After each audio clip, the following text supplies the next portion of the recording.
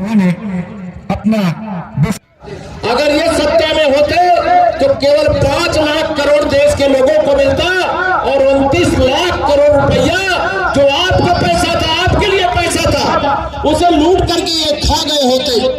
मैं आप सब लोगों से ऐसा ईमानदार देशभक्त जिनके बारे में मैं कहता हूं कि मोदी जी 18 घंटे काम ही नहीं करते, बल्कि एक मैं संघ का स्वयंसेवक हूं, बचपन से गीत गाता हूं कि तन समर्पित, मन समर्पित और यह जीवन समर्पित। जी चाहता है भारत मां, भारतवासियों, मैं तुम्हें कुछ और करके दूं, दुनिया में भारत को नंबर 1 पर पहुंचाने का काम करूं। तो जैसे ही यह लक्ष्य लेकर के मोदी जी आगे बढ़े, इस देश के जो विरोधी दल हैं वो एकजुट हो गए। पहले एक दूसरे के खिलाफ लड़ते थे, आज वो सब एक दूसरे मिल गए हैं, कह रहे संविधान खतरे में है, लोकतंत्र खतरे में है। ध्यान रखना, न संविधान को खतरा है न लोकतंत्र को खतरा है। खतरा अगर है तो कांग्रेस के नेता राहुल गांधी जी के, जेएमएम के नेताओं, रजत के नेताओं, विरोधी दल के नेताओं का राजनीतिक भविष्य खतरे में है। ध्यान रखना, राजनीतिक भविष्य खतरे में है। और वह जब खतरे में उनका राजनीतिक अस्तित्व है, तब उल्टे सीधे बयानबाजी करने का काम कर रहे हैं। कांग्रेस मुक्त भारत हो रहा है। कांग्रेस के कई प्रत्याशी अपने पर्चे वापस लेकर के कि चुनाव में कौन पैसा खर्चा करे, कौन जाके धूप में घूमे, प्रचार करने ही नहीं निकल रहे। मुझे नहीं मालूम है हमारा प्रत्याशी को जो है वो निकल रहा है कि नहीं निकल रहा। उनको मालूम है कि उनकी जमानत जब्त होने वाली है। जम्मू कश्मीर से 370 हटी कि नहीं हटी?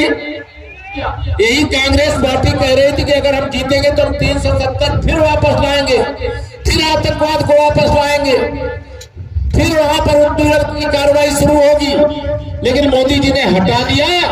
अब राहुल गांधी जी और कांग्रेस क्या 100 जन्म में भी अब 370 को जम्मू कश्मीर में वापस नहीं ला सकते। 500 साल बाद भगवान श्री राम लला अपने जन्म स्थान पर विराजमान हुए कि नहीं हुए? विश्वास करे तुम मोदी पर, विश्वास करे सब मोदी पर। यह नव युग का निर्माता है। ऐसा नेता इस धरती पर एक बार ही आता है। डबल इंजन की सरकार चाहिए, चाहिए कि नहीं चाहिए? तो कुछ महीने बाद आपको डबल इंजन सरकार बनाने का मौका मिलेगा। तो दिल्ली से भी लक्ष्मी जी आएंगी और रांची से भी लक्ष्मी जी आएंगी और वो कमल के फूल पर बैठ करके आएंगे।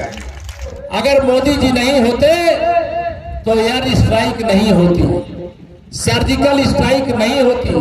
हमारे आपके ही परिवार के सदस्य के रूप में सेना में जो वीर जवान हैं, वह सारे के सारे जवान आज छाती चौड़ी करके सीमा पर खड़े हैं। अब पाकिस्तान का कोई सैनिक भारत में आकर के हमारे सैनिक का गला काट करके नहीं ले जाता है। अब सीमा के उस पार से अगर गोली चली तो गोली का जवाब गोला से दिया जाता है। हमारा कैप्टन अभिनंदन आतंकवादियों को पैदा करने वाली फैक्ट्री को तहस नहस करने के लिए पाकिस्तान में घुस गया, उनके लड़ाकू विमान को मार गिराया। लेकिन हमारा कैप्टन भी पाकिस्तान में ही, हमारा विमान भी ध्वस्त हो गया, वहीं गिर गए।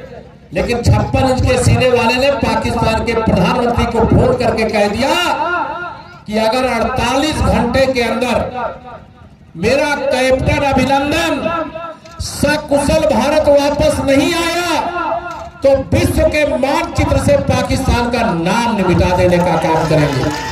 ये विपक्षी पूछते हैं 400 पार क्यों चाहिए?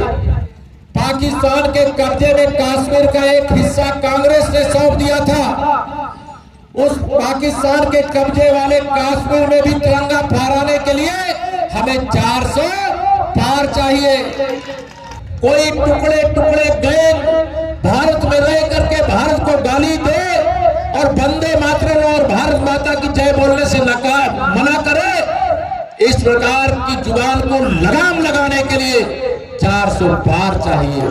लेकिन रामलला के चरणों में इतना कमल चढ़ाना, इतना कमल का फूल चढ़ाना, इतना कमल का फूल चढ़ाना ये कांग्रेस जो आईसीयू में पड़ी हुई है, इसको लगेगी कि अब आईसीयू में रह करके भी ये कांग्रेस बच नहीं सकती, इंडी गठबंधन को अब जनता ऑक्सीजन दे नहीं सकती। इसलिए कांग्रेस मुक्त भारत देश, कांग्रेस मुक्त भारत देश और कांग्रेस के साथ जो दल हैं उनसे मुक्त झारखंड प्रदेश, यह लक्ष्य लेकर के आप सब आगे बढ़े।